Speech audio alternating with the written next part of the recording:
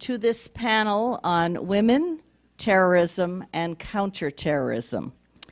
Terrorism threats and terrorist acts seem to be a constant in our lives anymore. From the places we've come to expect the terrible headlines from, Pakistan, Iraq, and others, to the places we never imagined, the Boston Marathon, the London Tube, the Madrid train. The aftermath of 9/11 is ever with us. Today, we examine the role of women in supporting terrorism and in preventing terrorism. What kind of role do women who engage in terrorist acts play? Why do they play them? What is their motivation? In the realm of prevention, on the other hand, are we fully utilizing women as the deterrent that they can be? We have a very distinguished panel with us to grapple with these and a range of other questions. I will leave the full introductions to our moderator. I do personally want to thank the panelists for coming here today, for taking time from your extremely pressing schedules. Some of you who've traveled from out of town, it's been that much more difficult for you.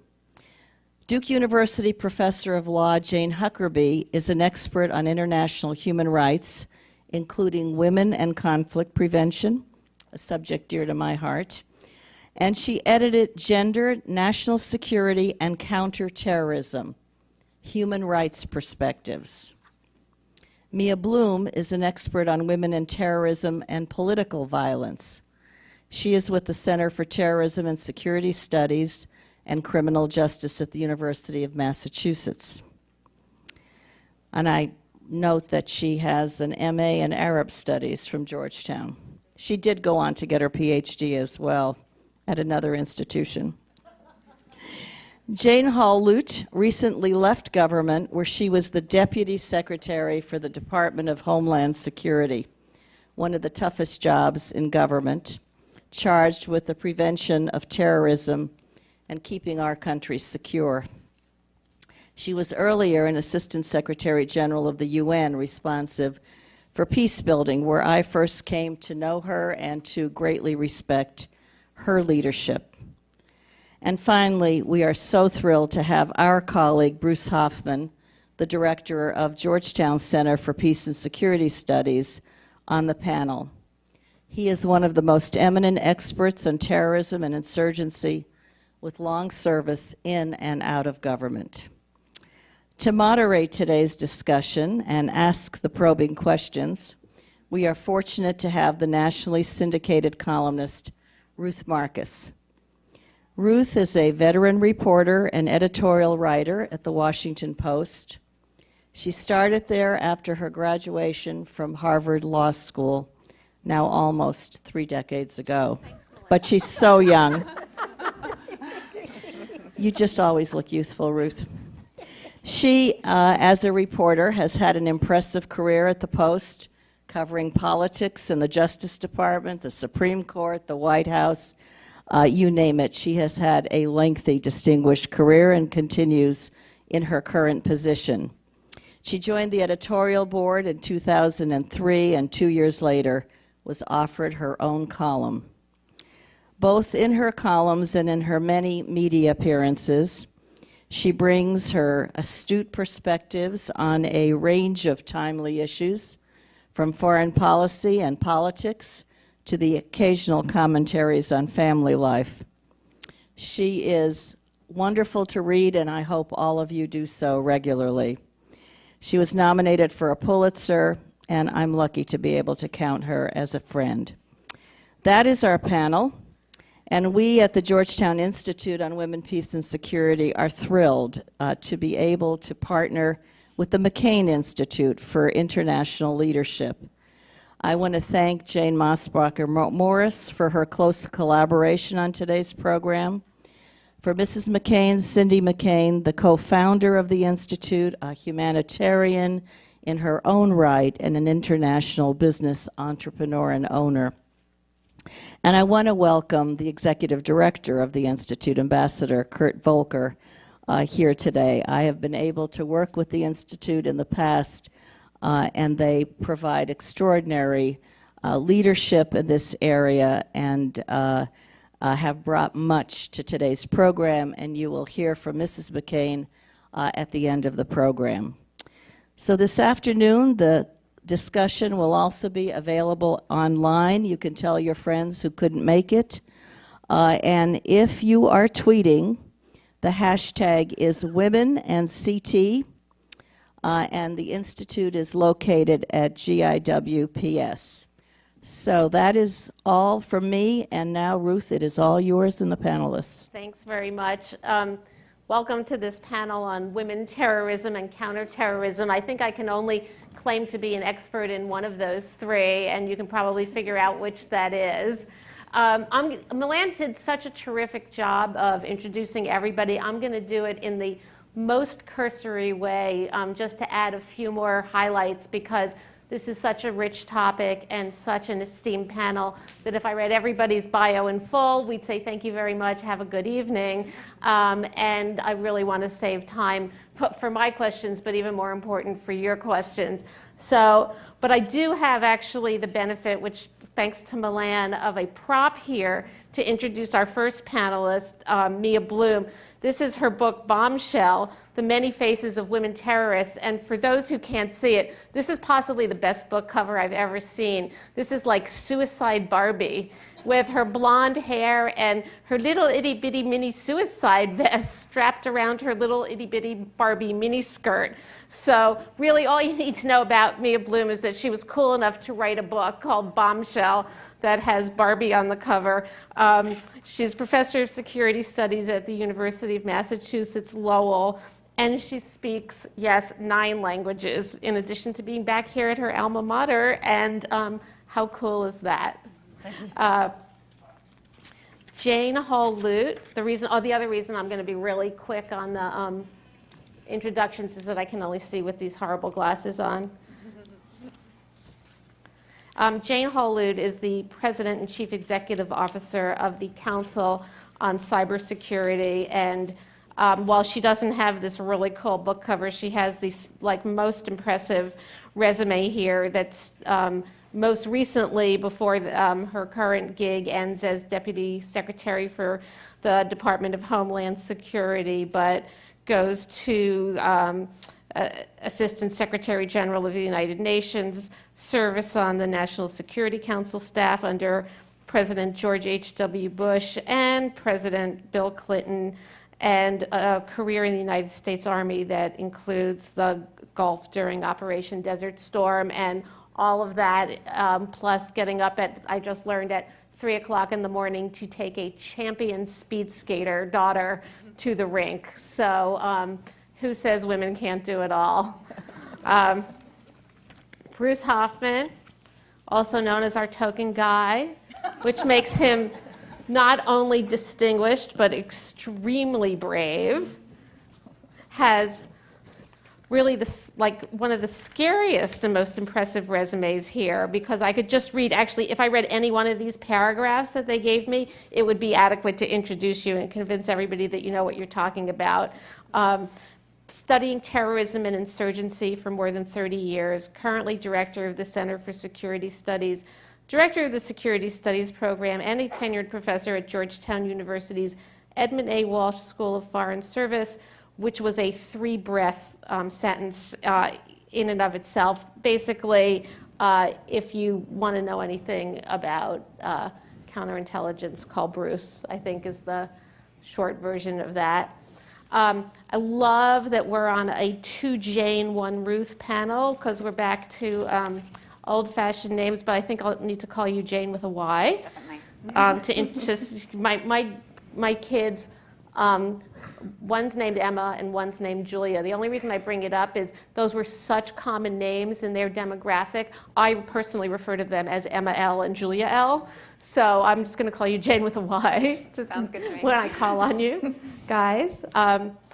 Jane Huckerby is Associate Clinical Professor of Law and inaugural director of the Duke International Human Rights Clinic, came from NYU, and is having a grand old time with the students in Durham. Let's get right to it. And Bruce, you kind of knew I was going to ask you first because you're our token guy, and so we want to give you some special shout outs here. Tell us how and why gender is relevant in the discussion of terrorism and counterterrorism. And in particular, should we be thinking about it as a phenomenon on the supply side of supplying terrorists, or should we be thinking of it as a phenomenon on the solution side? So is that a big enough question for you to start with? Well, it's certainly suitably challenging. Well, firstly, I have to say, in my research on terrorism, I haven't made much of a distinction between men and women.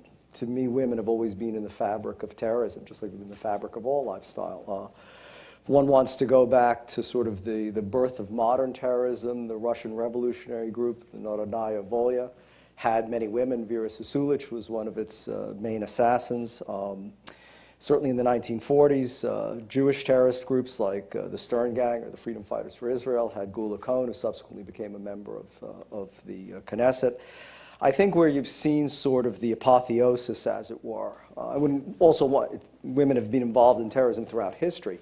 At the same time, though, I have to say members of my gender have generally been largely exclusionary in that it's often unique terrorist groups, the more truly revolutionary ones, that have not only included women, but in many cases have had women as leaders. In the 1960s, you have the advent of left-wing radical terrorism, where the Red Army faction, more commonly known as the Baader-Meinhof gang, although Ulrike Meinhof was not the leader, it was actually Gudrun Ensslin. But you had women in leadership positions, Inga Witt, for example. You had the leader of the Japanese Red Army faction, Fusuko Shigenobu, was also a woman. So it's not that uncommon. The Tupamaros in Uruguay had perhaps the highest proportion of female terrorists. I think Weather Underground in the United States, Bernadine Dorn, Jane Alpert, Susan Stern were all very important members, Kathy Boudin and others. I think what's interesting is in the 70s, you sort of do get a weird kind of, I don't know, gender porn of some sort, where women generally, I've been told by people familiar with firearms, are better shots than men. They're much more patient generally. They can control their emotions. But I mean, these are things that all of us know, not least those who've been happily married for nearly 3 decades. But so there's that part of it. But I think there became, as I said, this kind of gender porn where women became sort of, pinups in a way. Layla Khalid, who was a very famous Palestinian terrorist, was quite attractive, was extremely articulate and intelligent, and was seen in this context of a femme fatale. And then, of course, there's the famous book by Eileen MacDonald titled Shoot the Women First, which is reputedly what members of the crack West German elite counter-terrorist squad were taught, that if you go into a room, shoot the women first because they're the most likely to get you. And I think that derives from a famous incident when Petra Schlem, who was then a 19-year-old former hairdresser, her and her boyfriend were stopped by the German police. They said, at a roadblock, throw down your weapons, stick up your hands. Her male companion immediately complied, and Petra Schlem jumped out of the car with 2 guns blazing and then was cut down in a hail of gunfire. More recently, and then I'll stop this historical digression. More recently, I think what has been interesting and significant is in groups like the Tamil Tigers, women assumed a much more dominant position as suicide terrorists. In fact, when male pairs were sent on missions, they found that on deep cover missions, one or the other sometimes would say to his companion, look, we're away from our commander, we're living a nice life undercover, let's defect. And what the leader, Prabhakaran of the Tamil Tigers, found is that if you send a woman, no man wants to look like a coward in front of the woman, and therefore the teams would actually fulfill their mission. And more recently, we've had the phenomenon now of jihadi female terrorists. I think it largely was tactical, where it became so difficult, for instance, in Palestine and Israel for male terrorists who were heavily profiled to get through, that all the groups eventually turned to women. And we see now, even in conflicts in Iraq, certainly, in Afghanistan, amongst al-Qaeda, women increasingly being enlisted not just for support or logistics, but actually to carry out attacks. But how, maybe Mia, this is a good place for you to pick up. How does the vision of women in Islam affect this robust history of, I guess it's a sick form of gender equality in terrorism? I mean, I don't think it necessarily conflicts with Islam. Part of it is that when you talk to women who subscribe to the jihadi ideology, they don't understand the position of women and what we would consider, women as being second class. They don't think that they're being mistreated. They don't think that the veil affords any negative stereotype.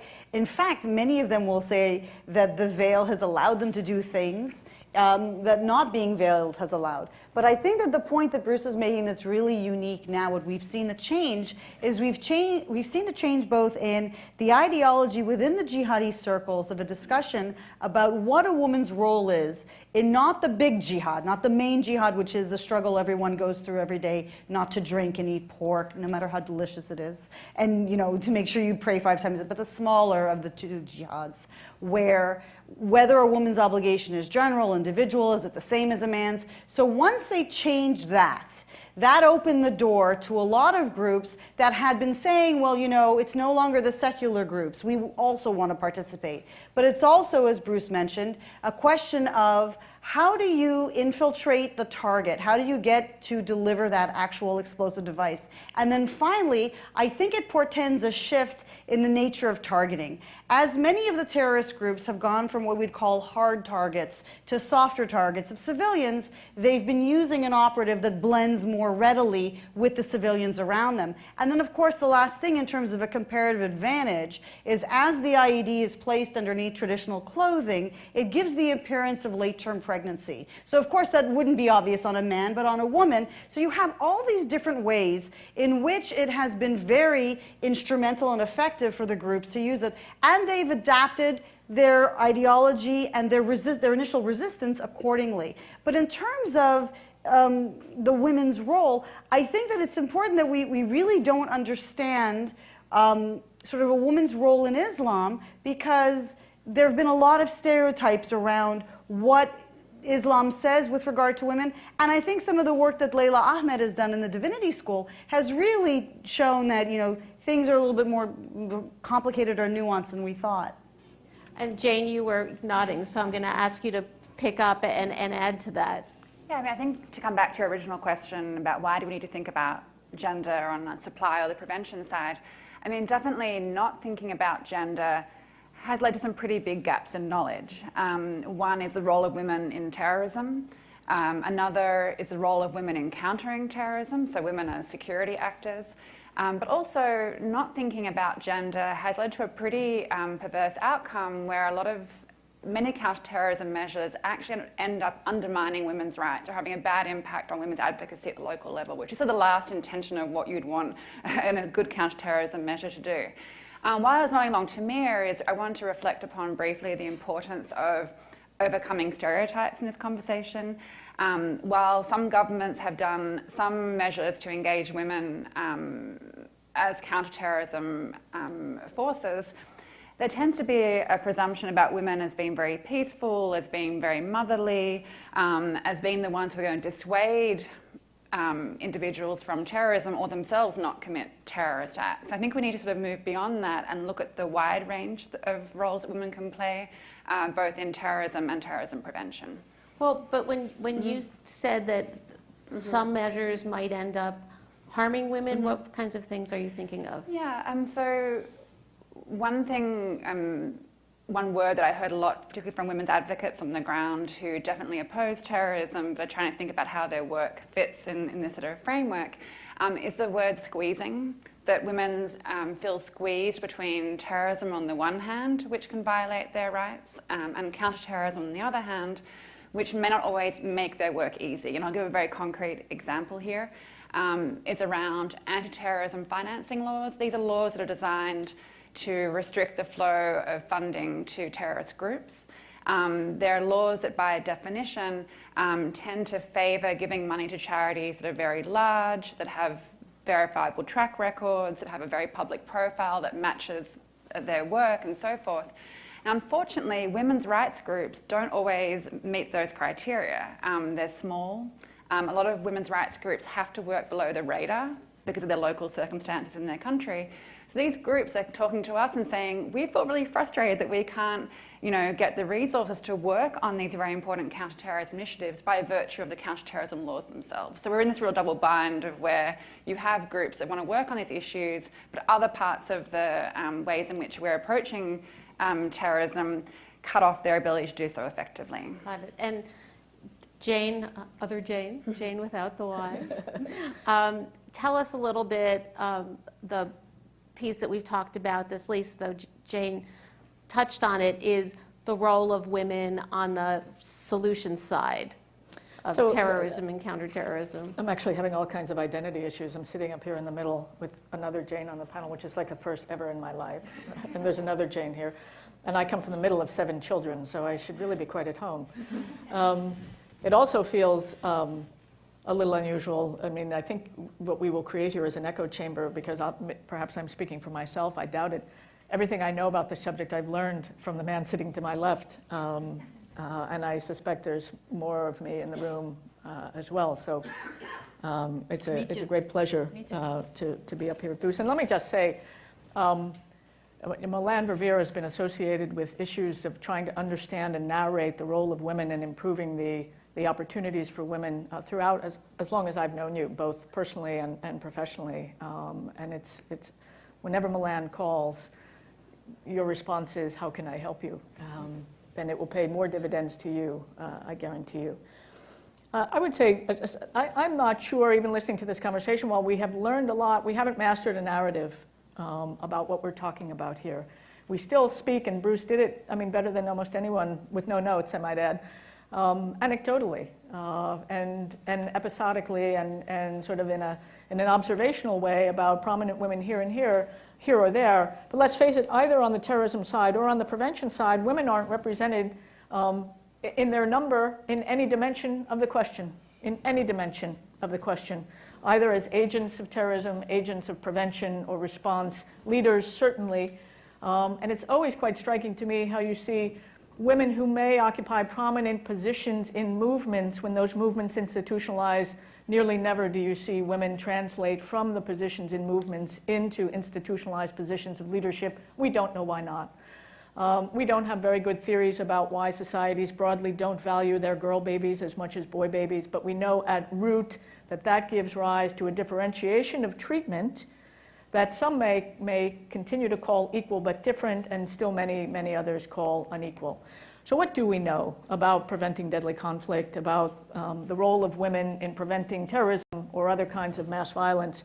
Not a whole lot, but we do know that women approach the problem differently, they bring different assets to bear, and it creates a different shape of a solution space than when they are not involved.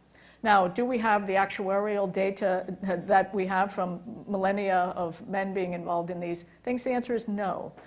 But maybe we can begin to unpack it both structurally and operationally. Structurally, we know that when we invest, for example, in the adolescent girl and affect her choices and her understanding of her rights, and frankly, even just her childbearing decision, and that's delayed a few years, that societal indicators of well-being move decisively in positive directions. Now, can we do anything with that when it comes to the underlying root causes of terrorism and violence? This toxic intersection of deprivation and discrimination that cause people to kill each other over their differences? We think the answer is yes, but we haven't systematically tried to do it. So there are a lot of ingredients out there. An interesting set of questions touched on tangentially by my colleagues up here is, so much of violent conflict, so much of terrorism that we've seen has been done in the name of the monotheistic traditions, the 3 great ones.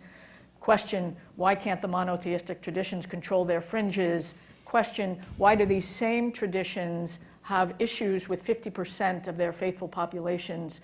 Now, we don't have good answers. And on the women as solvers of terrorism side? What we learned in peacekeeping quite pragmatically is that women bring a different orientation to a problem. When you have numbers of women in peacekeeping, and what is that critical number? Some say it's a third, some say it's just one. Again, you know, the hard data does not yet exist. 3 or 4 things happen immediately that are different that you can tell. Number one, there is a different information environment that exists. Now, whether that's what the women who are in peacekeeping or other peace operations are creating, or it's the response reflex to the women there, it's hard to say, but there's no question that there's an there's a greater information environment with higher fidelity. Secondly, what you know is that the missions have the operations and the acceptance of the mission is different where women are present. And whether it feels less threatening, where the women use different techniques. Again, this sounds all anecdotal and impressionistic and experience-based because it is.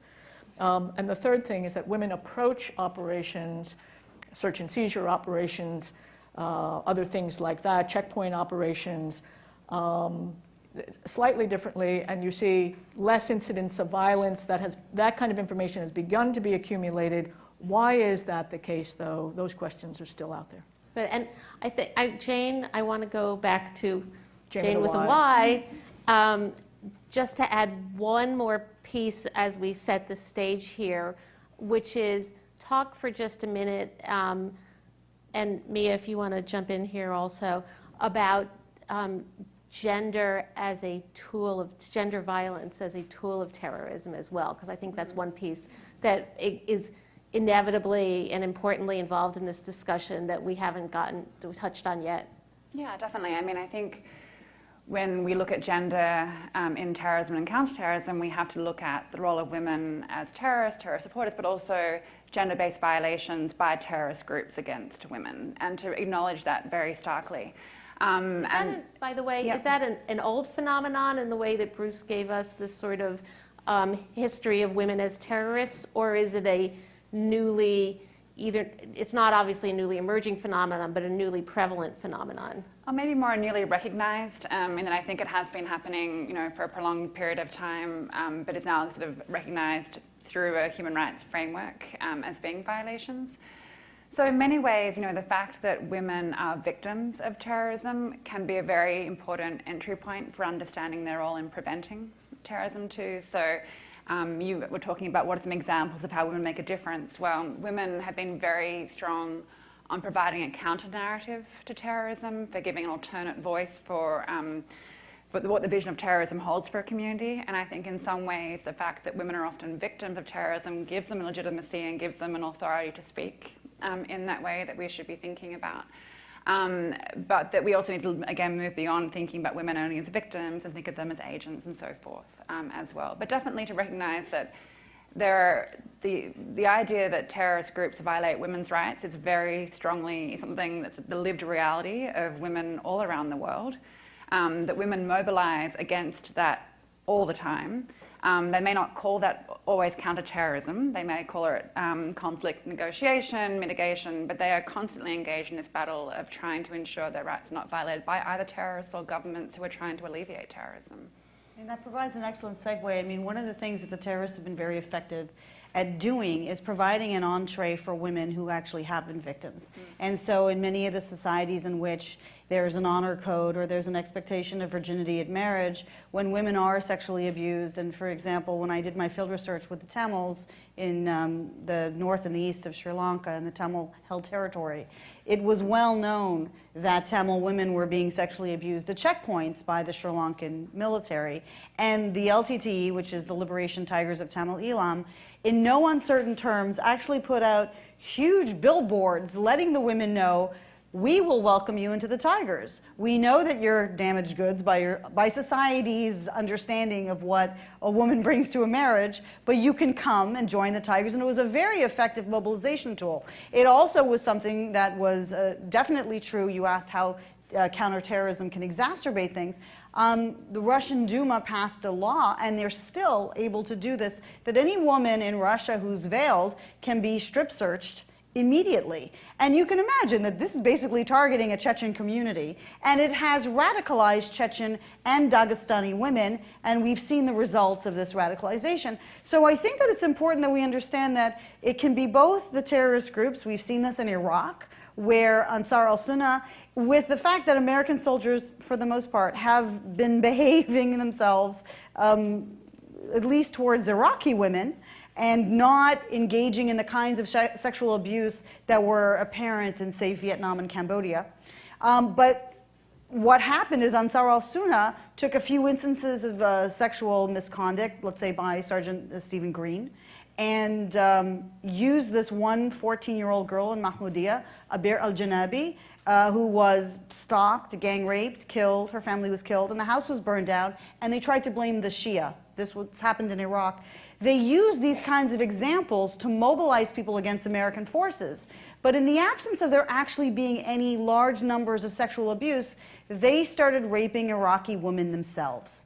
And then, again, having this entree for them as suicide bombers, which is one of the reasons why in 07 and 08, there was a huge spike of female Iraqi suicide bombers in Diyala province, which is where it was happening. So it's important that we understand that there's almost this circuitous feeding loop between victimization and the transferability of the roles. And I'm just going to end with one last point. One of the things that I'm starting to do now with my research is looking at it not just with regard to women's entree into terrorism, but also children. We're seeing increasing numbers of very young children getting involved in terrorism, many of whom are against their wills. They're being coerced. The parents are being, there's extortion. The parents are being coerced to hand over a child.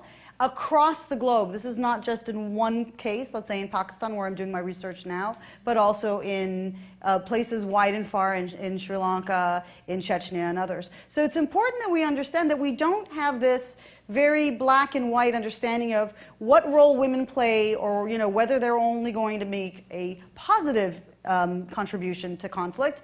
We know that women can be as bloodthirsty as men. We've seen this in some of the, like in the Jean-Paul Akayesu case trial transcripts in which women participate in the Rwandan genocide in ways that were previously unheard of. So I think Jane's point is well taken. Women can play a positive role, and I very much encourage that, but we've seen women also play a largely negative role. And there is this connection between victimization and then becoming a victimizer.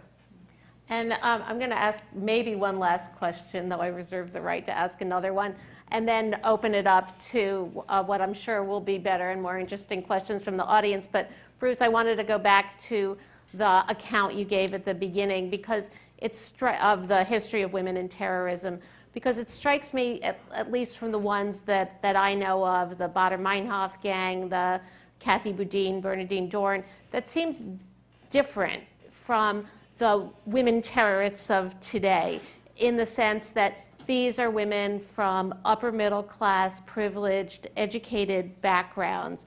It feels like, but correct me if I'm wrong, and others, I'm sure I am, jump in, it feels like at least in the context of Islamic terrorism, that we're talking about a different kind of woman.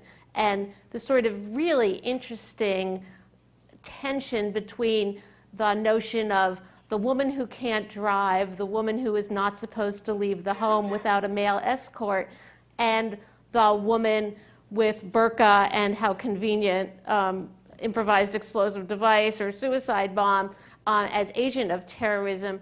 I wonder if we're talking about really two different kinds of terrorists, and whether you think that this, as others have suggested, is going to be an emerging form of terrorism. And just to make it seem like this was just one last question, I'm going to squeeze in a question for Jane without the why. At Homeland Security,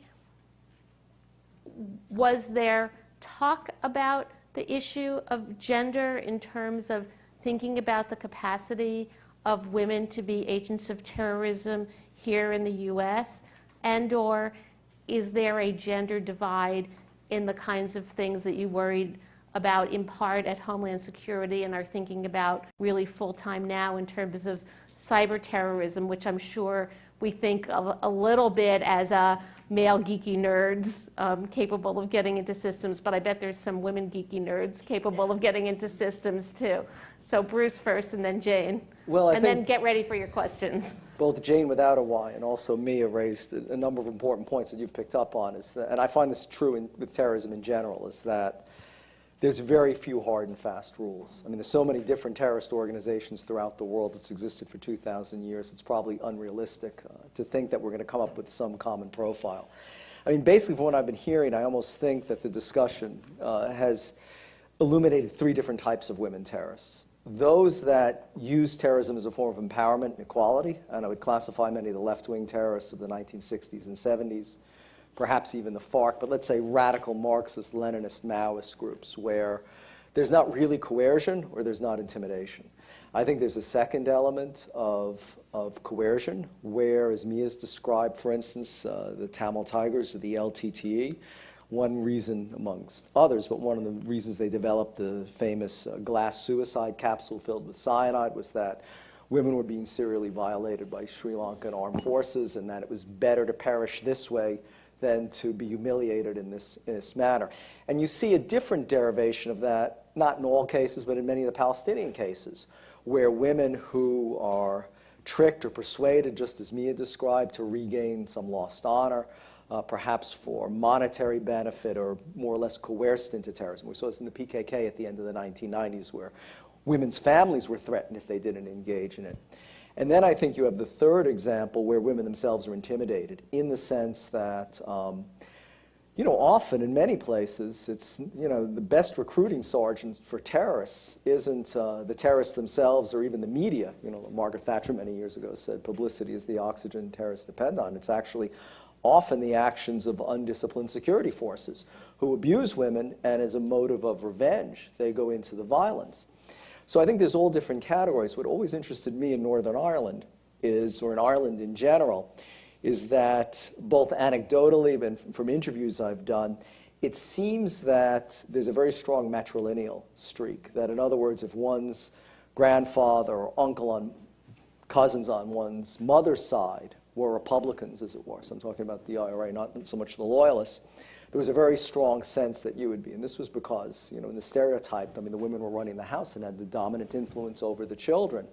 And this played, a positive role. It wasn't necessarily an equality one. That's the frustrating thing, because women might join because of some family lineage, but you certainly saw no women in the senior ranks of the IRA. And in fact, when Mairead Farrell wanted to go on the hunger strike in the early 1980s and be just like the lads, like Bobby Sands, the IRA, was frantic in ordering her not to because they feared this tremendous, publicity collapse that, women starving. It's okay for the men to starve themselves to death.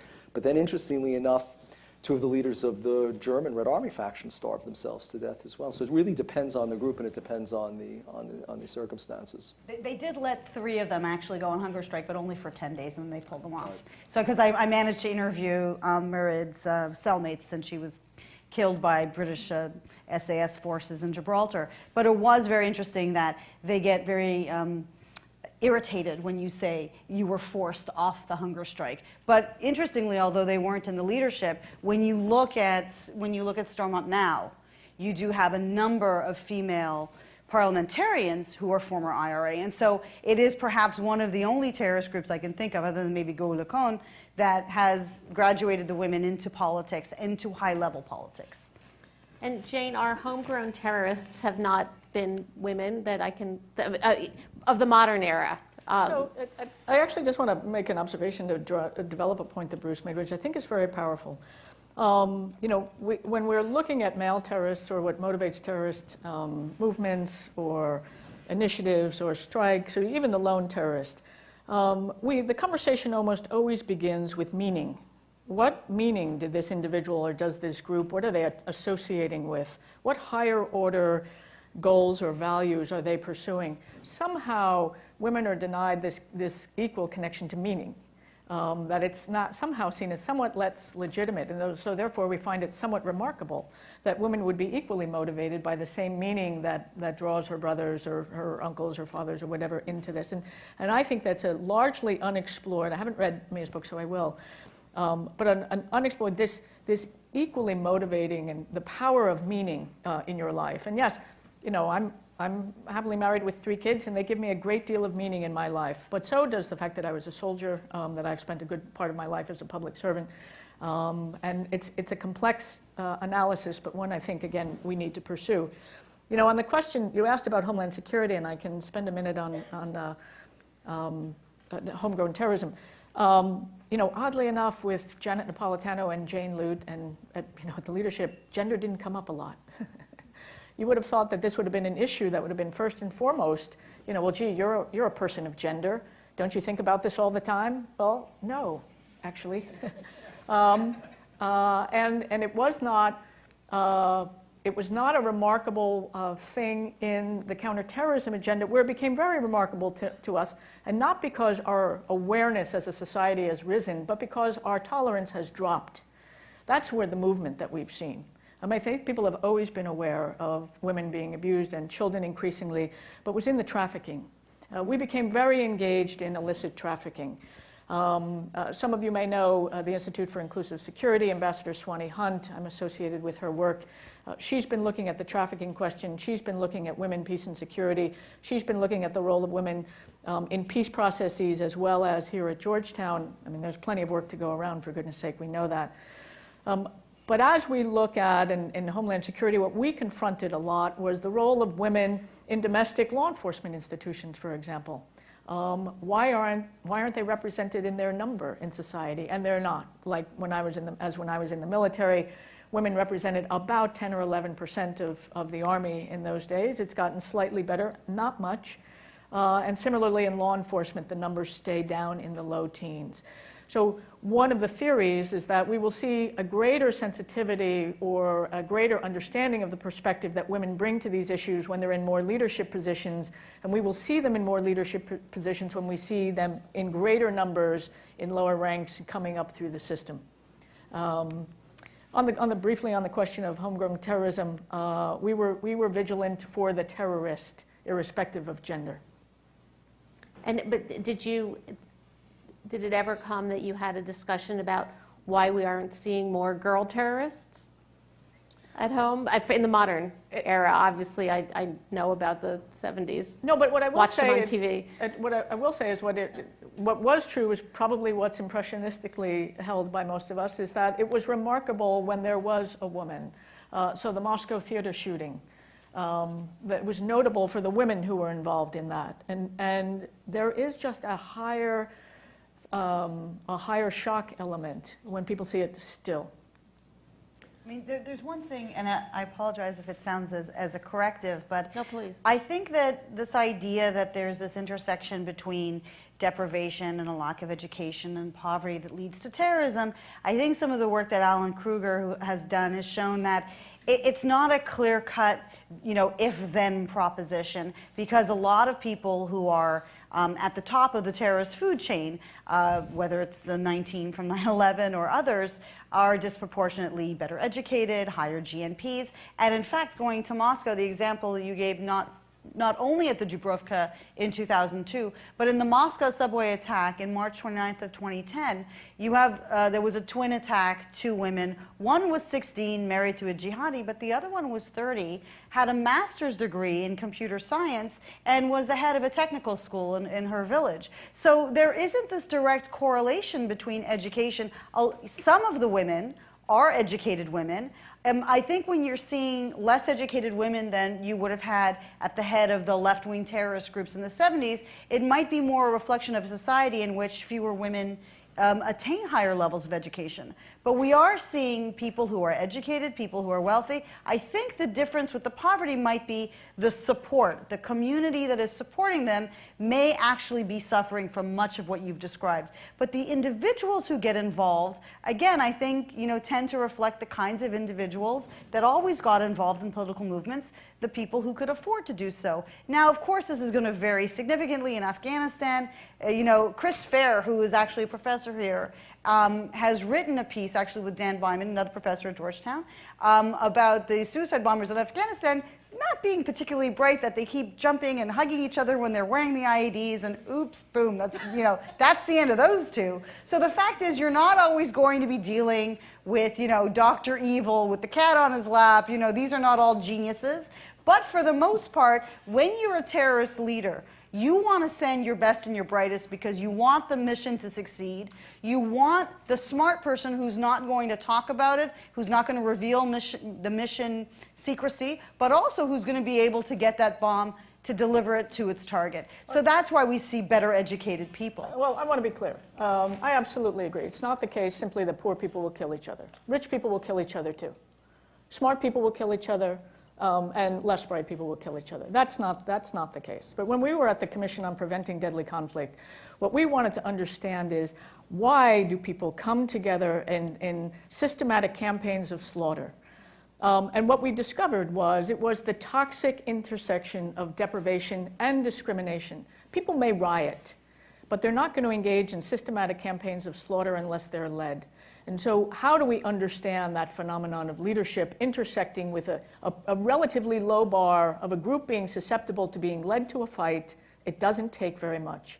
So I absolutely agree. It's not simply the case that poverty equals conflict. I mean, rich people will kill each other too. But understanding what is it about that intersection that causes kill each other, because we see it a lot and they don't, and we don't know why not. Ruth, can I add one thing on Please. to your question about how much gender is taken into account in government decision making? So part of the research that we did at NYU was interviewing on the record scores of government officials from the US government and from the UK government, asking that exact question. Are you thinking about gender in your counterterrorism, and if so, where? And the answer was no, pretty much across the board. And the reason, with some limited exceptions and compelling exceptions, the reason is, for me, for a long time, when you think about counterterrorism as being hard counterterrorism, so much more about law enforcement and so forth, gender wasn't coming up in that equation. With the move toward softer counterterrorism, more engagement in rule of law, engagement in development, engagement in human rights, gender kind of came along with that a little bit. So you do see a pretty healthy conversation now happening in USAID, for example, about the role of gender as a cultural driver of violent extremism. You see it in the military, particularly prompted by some of the female engagement teams that were operating in Afghanistan and Iraq. So the conversation is a relatively recent one in that respect, and I think a big part of that has been the shift from the harder to the more holistic whole of government approaches to countering terrorism. Great. Well, that was terrific, and I know the questions are only going to enhance the discussion. So if somebody would like to start. Yes, ma'am. And do we have a microphone? Terrific. And if you just identify yourself, that would be terrific. Yes, my name's Cornelia Weiss, and I'd like to make 3 points. In terms of former insurgents, I think you can certainly look at the president of Brazil right now.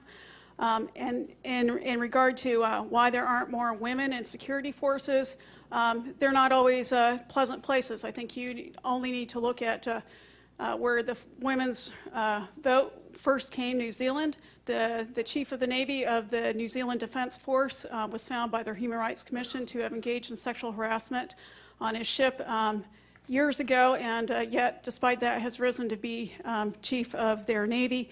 And then I think within our own professional military education, I've gone all the way up through. 2 years ago, I was at War College. Out of 1,695 hours, we had 1.5 hours of gender. And I recently took a 2-week course at the Perry Center for Hemispheric Defense Studies. I raised the absence of women at the table in the Colombian peace negotiations, which I would say 1325 would certainly encourage, shall we put it that way. And I was told by one of my classmates, a high-ranking military official, women not important. And I think when you look at the 5 people representing the Colombian government, the pre-peace talk discussions actually included 2 women. I don't know where those 2 women disappeared to. So I think all these discussions, I think we need to dig a little deeper and not just simply say, oh, well, there are female engagement teams, aren't we progressing? Thank you. Comments? Yeah, I think this validates one of the points I made, is that we often see women in movements. It doesn't always translate institutionally. One of the things that we've been working on at the the Institute for Inclusive Security, is precisely increasing the numbers of women who are in peace processes and occupying significant positions, chief negotiator, chief legal counsel or advisor, and then having positions in the follow-on government, whether they're transition government or not. At some level, it comes down to counting noses. Do you see women present or not? And so I agree that this can be made much more meaningful with the numbers of women. As a career officer in the United States Army, I take a backseat to nobody in my admiration for that institution and for what it represents for this country. And have there been issues in the Army? There have been issues in the Army. There have been issues in a lot of militaries as well. What we know is that the system will correct itself. It may not be as timely as people would like, and it may not be the measure of correction everybody would like to see in detail. But I believe that the system will correct and improve, because I can tell you in 1978, it was different than it is in either 2008 or today. It has gotten better. Are we where we want it to be? Not in all cases. Bruce, you're a little jumping out of your chair. Well, hopefully things are changing. I can't speak about the military, although I would note when I was in Iraq with the Coalition Provisional Authority, the chief of intelligence for General Sanchez was General Barbara Fast, who seemed to have no problems. Certainly in the intelligence community, over the past 20 years, I think there's been, perhaps not in the military, I don't know, but certainly observationally and in terms of impact in the intelligence community, it's been enormous. Jamie Missick, of course, was the Deputy Director of Intelligence at the CIA at the beginning of the past decade. Gina Bennett, for example, was the first government analyst anywhere in the United States in 1993 to identify bin Laden as a prime mover and shaker and someone coming up the ladder. She's a long time served in intelligence. And I have to say, the Security Studies program at Georgetown, I'm very proud to say, is nearly 40% women. And more than that, over a third of our core faculty are women, 4 of the 11 core faculty members. So 10 years ago, I think to find a Security Studies program that had many women students, but even women faculty, would have been unusual. But hopefully we're leading the way in that respect. Excellent. Yes. Thanks. And I promise next I'm going to the back of the room. Hi, my name is Kitty Veres, and I'm a student at the Security Studies program. I have a question for Professor Bloom in particular.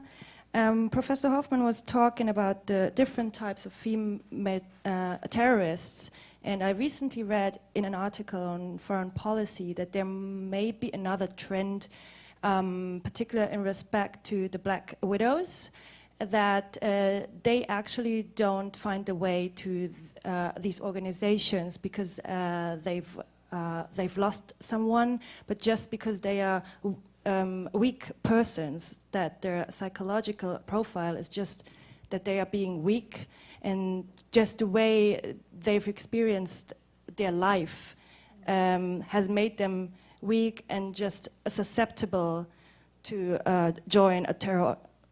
To join these kinds of groups. And I was wondering whether that was something that you've come across in your research as well? So I think you're referring to the Yulia Yuzek piece that came out. I think that a lot of, and I think that Yulia Yuzek is sort of one of the better people working on the subject. You have a lot of people who have framed the Black Widows, and if I may just for a second, and I have a friend in the audience who's big on Twitter, can I just say for one second, these are Caucasian women from the Caucasus.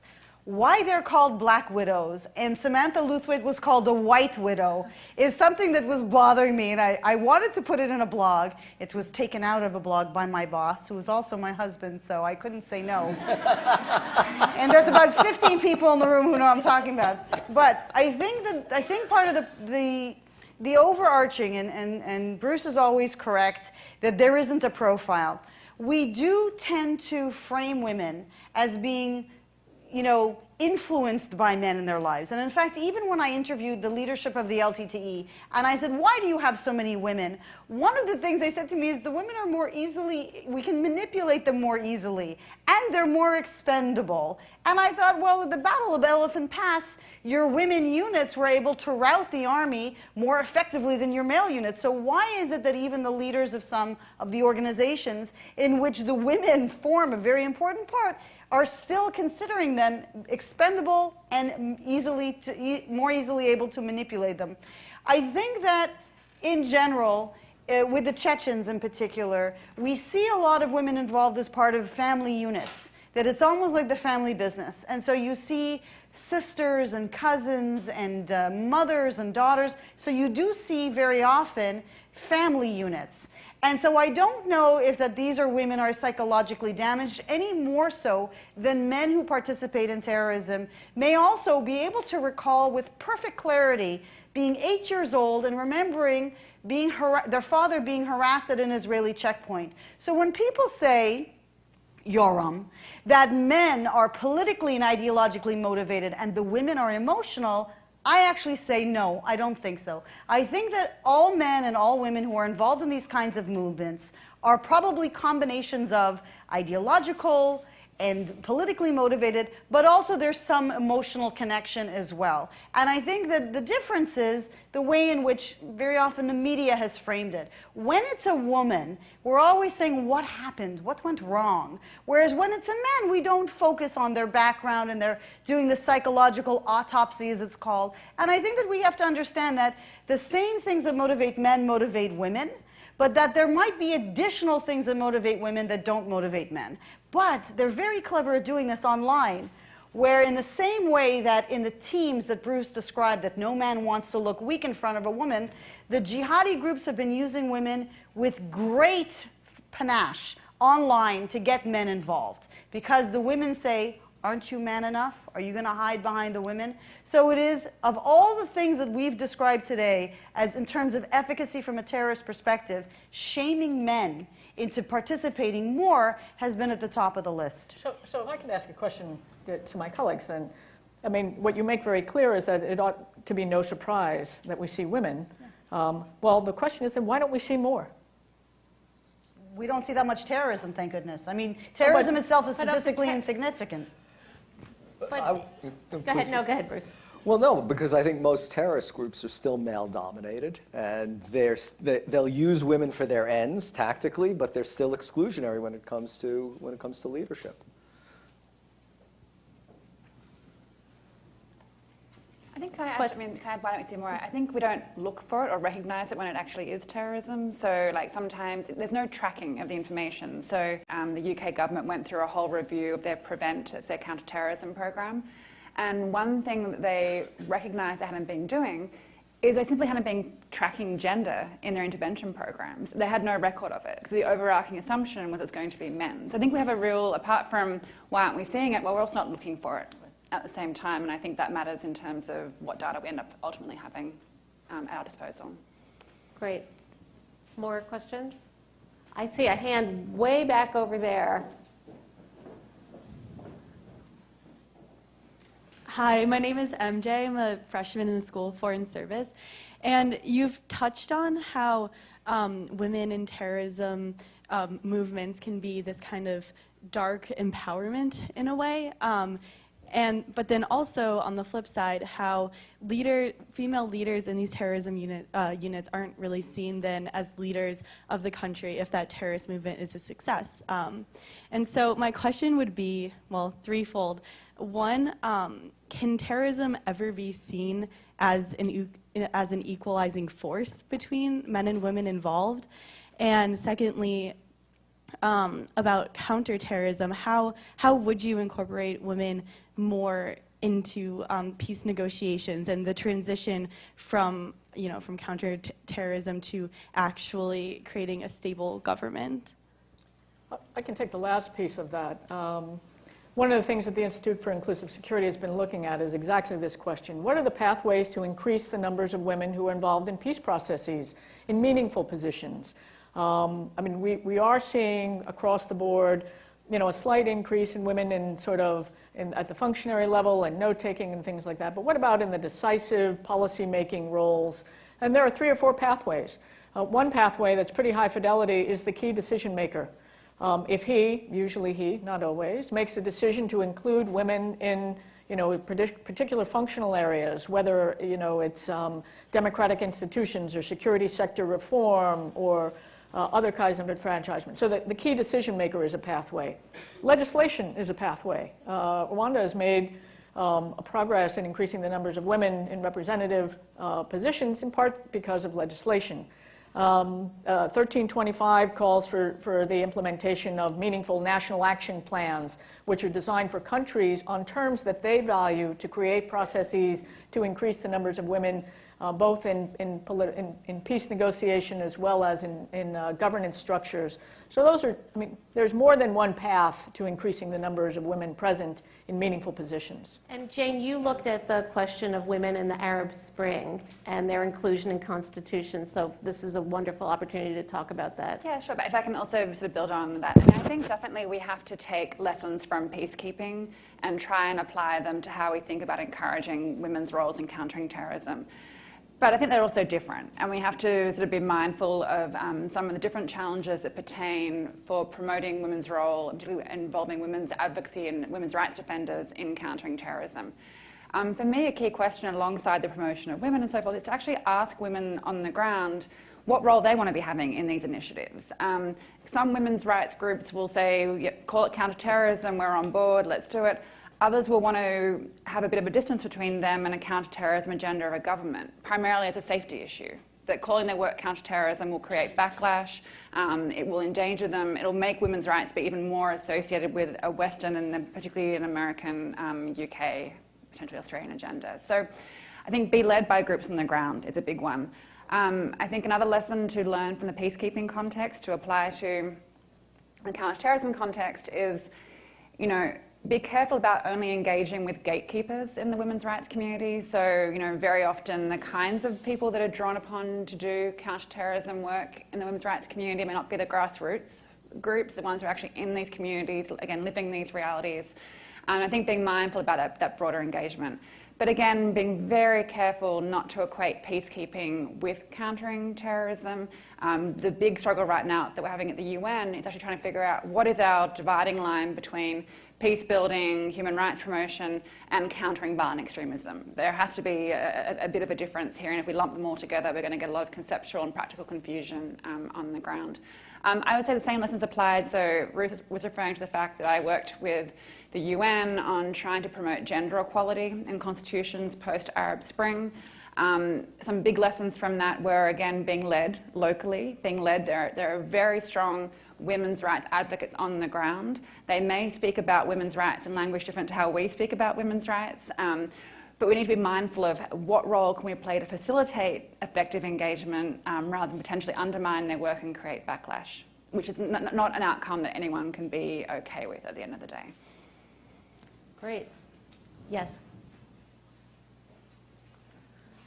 While you're waiting for the microphone, I really want to say, so I do a reasonable amount of moderating, and I do a reasonable amount of moderating on college campuses, and I'm always finding the frustrations that there's only guys in the room raising their hands, and I sometimes stop and say, okay, I need a question from a woman, and I just sit there until one brave woman raises her hand. So what a nice thing it is that I'm actually looking for a man to raise his hand.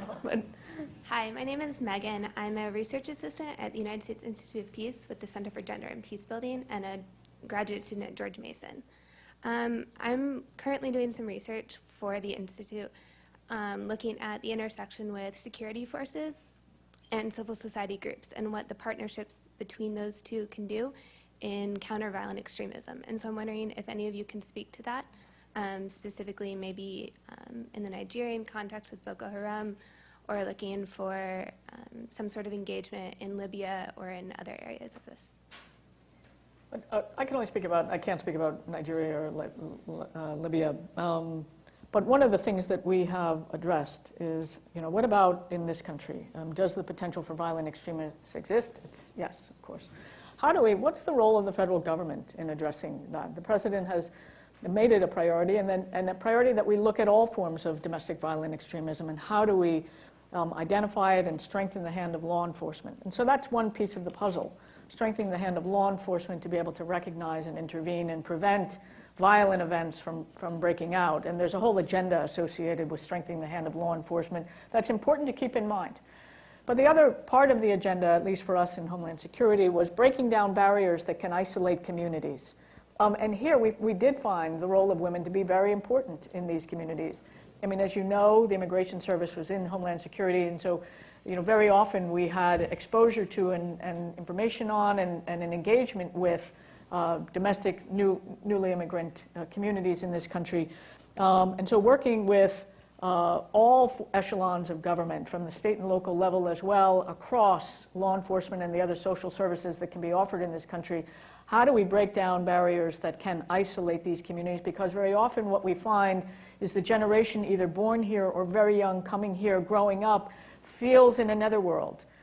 They're neither of the old community, nor do they feel fully of the new community. And there's enormous pressure that results. I mean, we had this analysis in common with our British colleagues who found, it's a very different set of circumstances, but a similar phenomenon. So how can government at all levels play a constructive role in breaking down those isolating barriers? There are no straight lines here. And again, the evidence is really only anecdotal, but it is a two-part agenda.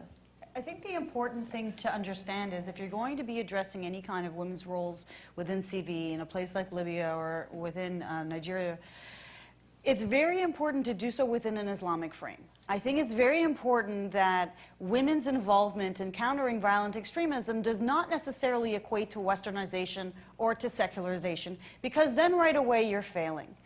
If you can't speak to people in a language, and I'm not talking about the actual language, but with frames of reference to which they can relate, because this is a way in which CV is not seen as a foreign interloper or as the hand of the United States or the United Kingdom. And so, this is where, again, there has been a lot of work done on Islamic feminism to understand sort of being feminist, being a sort of having, equal rights, but not necessarily dressing a certain way or not necessarily looking a certain way. So I think it's important that if you are looking now with Boko Haram, I think part of the problem is I don't see women's influence in Boko Haram in the same way that we see it in Dagestan and Chechnya, and in the same way in which we see it in Palestine, and the same way we see it in other places, where part of the women's role is how they raise the children. Boko Haram seems to be drawing from very different kinds of trajectory than some of these other groups. And it might be that Boko Haram's terrorism and association with Al-Qaeda, being that it's relatively new, has much more to do with local and regional conflicts, and now they've just attached themselves to a larger organization to get their bona fides. And I think that some of the work that Professor Byman has done with sort of external support, foreign support for terrorism, and these linkages is really important to understand that, at least from my understanding, I think these local groups affiliate with Al-Qaeda probably when they're at their weakest and not when they're at their strongest. And so that might be one of the indicators of weakness. It might be also the time when they start recruiting women. Isn't necessarily a sign of their strength, but perhaps a sign that either they're not mobilizing men and they need to tap 50% of the population, or they need to guilt men into participating. But it might be some of these things more a sign of weakness than strength. And that actually may provide us an opportunity for some of the messaging. But if we do messaging, the messaging that we shouldn't do, I remember years ago being with Bruce in a room in Arlington, and they brought in these Hollywood guys to create counter-violent extremism messages for Iraq. Now first, and these were these very glossy TV ads that I think they had taken from a Hollywood action film, with the slow motion capture of the explosion. The problem was, at the time, very few people in Iraq had working televisions and electricity, but also not one of the people in these films were actually Iraqi. I think they used a bunch of, Latin Americans or Hispanics to play the Arabs. I mean, it's just, if you're going to do message, and they spent millions, if you're going to do messaging that fits within the culture that you're trying to address. Can I add? I Please. think that USIP has really taken the right approach on a number of these issues, which is to say that you need to incorporate gender and in the CVE agenda, I mean, even making that point very strongly is important. That you need to promote women's involvement, again, in ways that are locally sensitive. I would add to that, driven by guidance from local advocates as to what is safe and what's effective for them.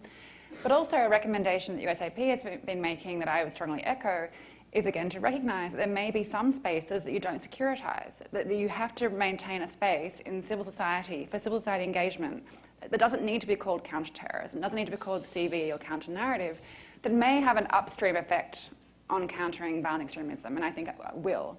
But just to be mindful that we need to keep some of those spaces also free from that engagement too, and to let them do their work in that way. And Bruce, did you have anything you wanted to add? All right. Yes. Okay, my name is Amaka. I'm a master's student with the Global Human Development Program in the School of Foreign Service. I'm from Nigeria, and I was born in Kano. And the first time I experienced religious, or not religious, but like violence and not terrorism in that hard sense was in Kano, where I was born and that was in 1991. And as little as I was then, I saw women, mothers, hiding men that were killing people around. I don't know if that's terrorism, but what I saw were women being active participants by hiding those people that will kill other women's children. I don't know if you would call them terrorists, but that was 1991 in Kano, Nigeria, women already doing that. So I just wanted to put that in there, considering what you said about the role of women and the type of terrorism in Kano, Nigeria. Thank you. This issue actually has, related to that report, I saw a number of people shaking their heads, yes, that this support role for women in sustaining violent groups has been ever present for quite a really long time. So it's very difficult to reconcile that broad social fabric of support for groups and movements like this. I mean, we haven't even discussed gangs here. But the role of women in gangs and sustaining the work and the activities of gangs, also well known to a number of folks, particularly in law enforcement. Yet we continue to be surprised, or we don't know that a terrorist, part of what makes a terrorist event is the shock value. We're surprised it happened, the where and the when of it. Well, we may not know. But as a distinguished Arab leader said to me, the women always know. The women always know, and we don't have systematic ways of tapping into what they know, nor have we created structures and institutional relationships, either officially or through civil society, where much of the civil society institutions reflect the same cultural values and role relationships. So whether you see it in the churches or some of the civic groups or the market leadership or et cetera. The women always know what? When an event is happening or going to happen. That's what he said. They get the rumblings? Or the rumblings, or they know, or they're moving people, or they're hiding them, or they're involved, or they're feeding them, or they're moving them. So I interviewed many female terrorists in Northern Ireland, and they were described as householders in that they would go in and sort of hold a family at bay, and the men came in with either a rock-propelled grenade or a sniper rifle, and they weren't firing the bullets themselves, but they played an absolutely pivotal role in sort of gaining entry to the house, where some strange men knocking on the door might not gain entry, but women did. So they do play, I think, an enormous role. Or banging the lids to let them know when the security forces were coming. That's exactly right. Yes. My name is Marafan. I'm a CVE practitioner. In most of these discussions, it seems like the role of women were talked about, whether in terrorism but also in counterterrorism or CVE, reflect the dynamics of gender roles in those communities. Right? For the most part, if you're talking about a male-dominated society, you have the groups which come out of it, the terrorist groups, the regional, the local ones, tend to also have male-dominant structures in terms of leadership. And the roles that you see women play are also they're not going against the trend, but they seem to be following the societal norms for these localized groups. Are there examples where that is not the case? Where a particular group has gone completely against the norms, their own cultural norms, and a group has come out, or you're seeing a leadership role of women in a place where you've never seen women leadership before? Because everything we've talked about in any of the examples, or every single one of the examples, there's no deviation from, again, your regular gender norms, whether Libya or Nigeria or Afghanistan or Pakistan or Sri Lanka or any of those. Support roles, you know what? Women play support roles in those societies. We talked about information, same thing. Women tend to be in those society. Information moves through women anyway. Again, these are not, deviances, but are there deviances? I mean, the only one I could think of when you asked me that is I was thinking that, you have the current leadership of the Basque movement is a woman. And it's not, it's not window dressed, and it's Irtaxe Sazorbal. You pronounce these things better than I do. That one I don't. Basque, I leave it to you. Current leader of the Basque The movement. current leader of the Basque movement, Irtaxe Sazorbal. Close enough. That would be different. But in terms of the CVE, the problem is if you have women who are operating within a culture being counterculture, then they are particularly at risk, not just as being women, but being contrary to the culture. And the worry would be that they would be very easily targeted. So, I mean, even with the Daughters of Iraq, which was, I think, a wonderful innovation that the United States Army, first with American female soldiers and then with Iraqi women, understood that frisking of women at checkpoints was really, it was a lose-lose proposition. I can't, off the top of my head, think of women that voluntarily would put themselves in harm's way by being not just CVE, but CVE against the culture. I mean, you would have maybe some, I'm thinking of, there's a woman in Canada who, within the gay community, I think it's not about counterterrorism, but you do have increasing roles for gay communities within the Arab world that are counterculture and very often are countering violent extremism because some of that violence has nothing to do with terrorism but is directed against their communities. And I can't think of this woman in particular in Canada who's very vocal, but that's the only one I could honestly think of. How about the terrorists themselves? If they're counterculture? Yeah. I mean, some of the people, what you have is the work that's been done by John Horrigan about people who leave terrorist organizations.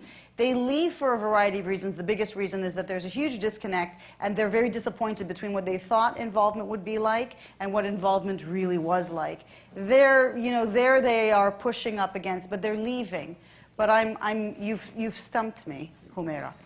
I think one thing I would argue for, we've been talking a lot about men and women. I would also just make sure that we try and think more broadly about gender and think about masculinities in particular here, and apply that same lens when asking these questions. Like, so I was finding it hard to think about your questions. I'm like, counter which culture, which gender norms, and why aren't we asking that about men as well? So I think I think we need to, when we talk about women and terrorism and CT and CVE, adopt a broader framework and think about stereotypes and so forth that are attached to masculinity as well as femininity. Great. Milan. Milan gets the final question. What do we know about the efficacy of vets in Afghanistan and female engagement teams, or I think it was the Lioness program in Iraq, in terms of predicated on what you said about information passing through the women or the women always know, how effective, and that's a very limited experience, and I don't know how much work, if any, has gone into it, but what do we know about its effectiveness? Wrong loot. That is, well, maybe you could ask General Lute when you see him next. I will, Bruce, do you have? Yeah, I don't know either, actually. And I can, just talking about some of the, so originally when the FET model, so it's a female engagement team, these are all female teams that are attached to units with varying functions, like sometimes to engage with women in the community and, as an intelligence function, as a safety function, performing search and seizure and so forth. And when they originally were put in place, I think they were very much touted as the model going forward. I think now there is a degree of reflection on that within the government as to how effective they are. In particular, whether there are concerns for local women of safety. I mean, you still have a military personnel in your home in Afghanistan. Is it actually safe for local women to have that form of engagement?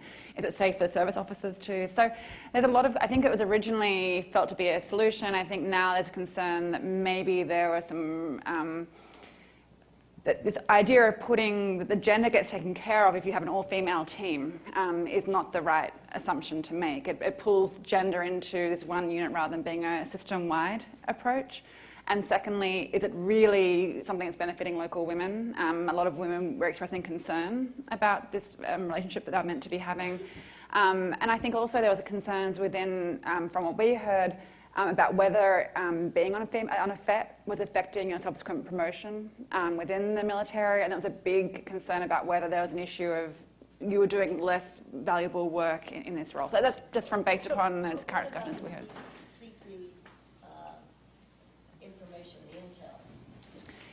The challenge, and lots of else commented, I mean, the challenge that we found is that the framing of FETs changed over the time to be presented as less of an intelligence gathering function, and so there wasn't, at least with interviewers, a reflection on what the intelligence value of them was. That was meant to be a different engagement. So, Milano, I can draw on my experience when I was a peacekeeper for the United Nations. We had three different areas where we attempted to be much more explicit about increasing the numbers of women.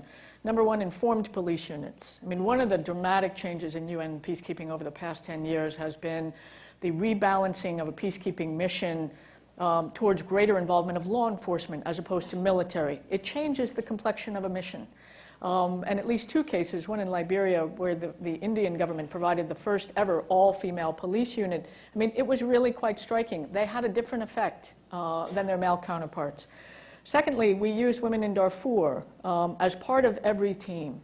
And there was, and the purpose was not, I mean, this was the United Nations. I mean, you know, we wanted information. It wasn't about an intelligence gathering mission.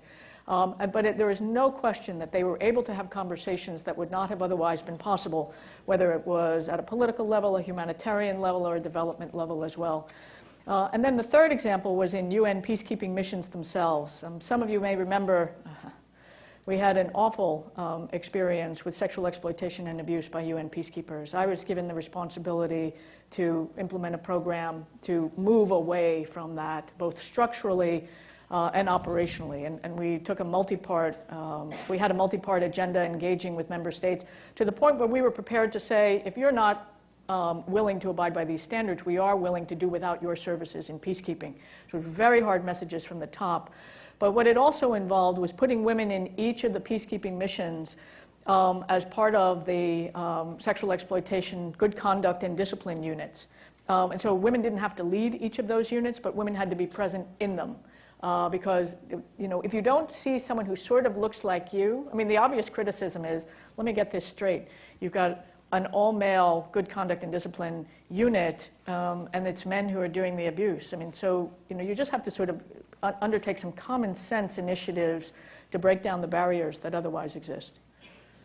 Great. Well, thank you very much for a terrific panel. I learned a lot, for terrific questions from the audience. Thank you all for participating and coming. Thank you very much. For those of you who didn't see earlier, I'm Cindy McCain, the other half of the McCain Institute here. But I first of all would like to thank our panelists. I found this fascinating, absolutely fascinating. Thank you so much for taking your time and sharing your expertise with us on what I believe is one of the most important issues facing us, in my opinion. So thank you so much. And thank you to all of you in the audience that chose to spend time here with us today. One thing I would like to say, and what brings me here, is I saw firsthand with my own eyes the Rwandan genocide. And it was from that point on that I realized that women really had to play a role in, for good or for bad, but they had to get active in some way or another, because although they certainly were participating in that, what was really happening was devastating, as you know. And the common thread that I saw, that I know all of you have seen, is that women are basically in charge of family survival. That is the bottom line, the common thread with every woman on this planet. So the fact that there is no narrative yet, it makes perfect sense to me, because it's to be written yet, and there's a great deal of work to be done. But nevertheless, women are, in my opinion, agents of change. For good or for bad, they are the agents for change around the world, and they will make change, and they will be the folks that make change for the better, in my opinion, as well. Bottom line, education plays a large part of this. I'm not telling you anything that you don't already know. But most importantly, as we speak to and about Africa and Rwanda, Congo, Liberia, some other places, gender violence is at its highest peak ever right now. And up until most recently, the UN troops were participating, I know you know, in Congo. I am grateful to say that I think that's changing now from what I just saw recently and what's appearing to take place in Goma. So, but it's a long way to go. But it's hard for women to look towards the troops for help if they're the ones doing the perpetrating. And with this comes, of course, child soldiers and what we do with child soldiers and how we treat this as things go on, because unless we as a country, as a world, do something about this, we're going to lose a generation of children in Africa, in my opinion, again. And most importantly, the things that we have seen in Rwanda, women being elected, although it was mandated, they are indeed being elected. And in places like Liberia, where yes, women certainly were participating in the bad side of terrorism and in the good side of counterterrorism, but finally said, we have had enough. We're done. Guys, take it elsewhere. We're going to run the place. And I mean, it makes me so proud to go see what's taken place in Liberia and other countries as well. Thank you for being a part of this. Students particularly, continue the work. What you're doing is most important, because you are the future that all of us will not have, but we will take from you. So thank you so much for being here, and thank you for participating and allowing the McCain Institute to be here as well with Georgetown. Thank you.